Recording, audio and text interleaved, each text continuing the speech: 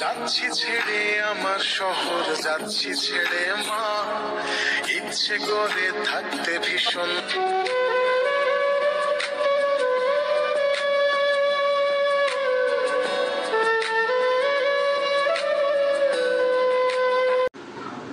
বাবা মানে গল্পের আড়ালে থাকা একজন মহানায়ক। বাবা মানে সকল সমস্যার সমাধান। আমি তো আছি, চিন্তা কিসের। বাবা মানে সন্তানের প্রতি প্রকাশ না করা এক আকাশ ভালোবাসা। বাবা মানে হাজার বিকেল আমার ছেলেবেলা। বাবা মানে এক অন্যরকম ভালোবাসার নাম। বাবা মানে মাথার উপর শক্ত একটা চাঁদ। পৃথিবীর সবথেকে সৌভাগ্যবান তো তারাই যাদের বাবা বেঁচে আছে। তার মধ্যে আমিও একজন। আলহামদুলিল্লাহ, আমার বাবাও বেঁচে আছে। বাবা নামক বটবৃক্ষটা কোনো স্বার্থ ছাড়াই ছায়া দিয়ে যান। বাবার কেমন মূল্য বোঝো না কেন তুমি, তার দোয়া অকপটে কবুল করেন অন্তর্যামী। বাবা বেঁচে আছে মানে হাজার স্বপ্ন বেঁচে আছে। বাবা নেই, স্বপ্নও নেই। পৃথিবীর সকলের বাবা বেঁচে থাকুক হাজার বছর। প্রতিটা মেয়ে হয়তো তার স্বামীর কাছে রানী হয়ে থাকতে পারে না, কিন্তু প্রতিটা মেয়ে তার বাবার কাছে রাজকন্যা হয়ে থাকে। তাই তো আজকে ছুটে চলে যাচ্ছি বাবার বাড়ির উদ্দেশ্যে। হ্যালো সবাইকে, আসসালামু আলাইকুম। কেমন আছেন সবাই? আই হোপ আল্লাহ তাআলার অশেষ রহমতে সবাই অনেক ভালো আছেন। আমরা আপনাদের দোয়ায় ও ভালোবাসায় আলহামদুলিল্লাহ অনেক ভালো আছি। চলে আসলাম আপনাদের মাঝে আরও একটি নতুন ভিডিও নিয়ে। আশা করছি আমার আজকের ভিডিওটি আপনাদের কাছে ভালো লাগবে। আর ভালো লাগলে ভিডিওর শুরুতে একটি লাইক দিয়ে প্রথম থেকে শেষ পর্যন্ত আমার সাথেই থাকার অনুরোধ রইল। রওনা দিলাম বাবার বাড়ির উদ্দেশ্যে। ঈদের পরপরই বাবার বাড়িতে যাওয়া হয় প্রতি বছর। এই তো সবাই মিলে গাড়িতে উঠে পড়লাম। পরিবারের বাকি কিছু সদস্য আছে আমার সাথে। কথা বলতে বলতে বাস থেকে নেমে সিএনজিতে উঠে পড়লাম। চলে আসলাম প্রাণের শহরটাতে। এক অন্যরকম শান্তি লাগা কাজ করতেছে। আমার সাথে আমার দুই বাবা সোনা ছিল, সাথে ছিল শাশুড়ি মা, আর ছিল আমার আন্টি। আমার শাশুড়ি মায়ের বাবার বাড়ি আমার বাবার বাড়ি থেকে খানিকটা কাছাকাছি। বউ শাশুড়ির বাবার বাড়ি একই এলাকায়। শাশুড়ি মা আমার বাবার বাড়িতে কিছুক্ষণ সময় কাটিয়ে তারপর তার বাবার বাড়ির উদ্দেশ্যে চলে গিয়েছে।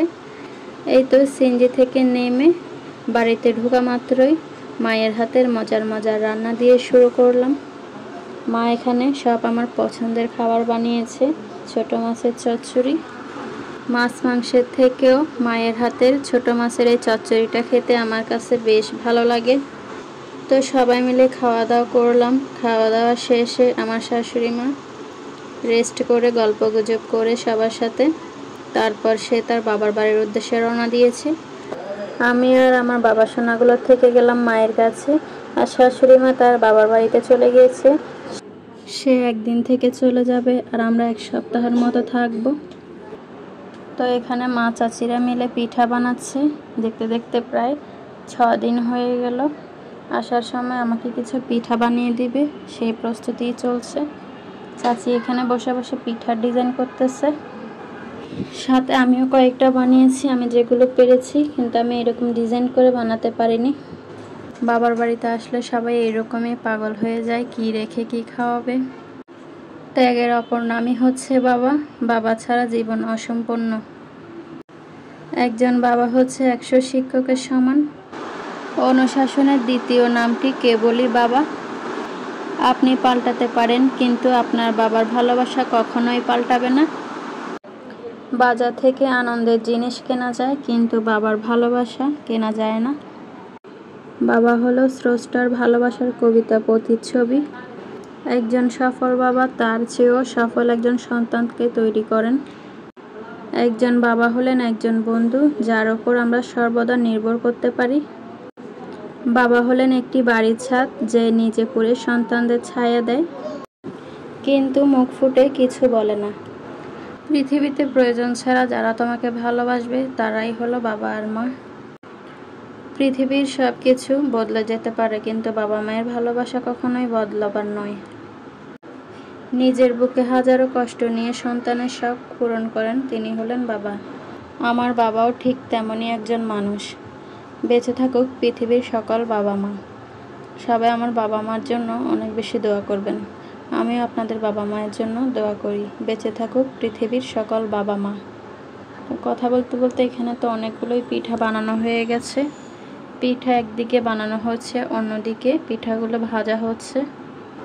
রাত্রে পিঠাগুলো বানানো হয়েছে, পরদিন সকালে এখানে আমার বাবা কাঁকড়া নিয়ে এসেছে, কারণ আমার ছেলেরা কাঁকড়া খেতে খুবই ভালোবাসে, নাতিদের পছন্দ। আমার ছেলেরা কাঁকড়া খেতে খুবই ভালোবাসে, বিশেষ করে বড় ছেলেটা। দেখতেই পাচ্ছেন কাঁকড়া পেয়ে এখানে কত খুশি, কাঁকড়া নিয়ে এখানে খেলা করতেছে আর বাবার সাথে এখানে বসে বসে প্যাকেটিং করতেছে। যতবার বাবার বাড়ি আসি না কেন আমার ছেলেদের পছন্দের এই সমুদ্রের কাঁকড়াগুলো নিয়ে আসবে।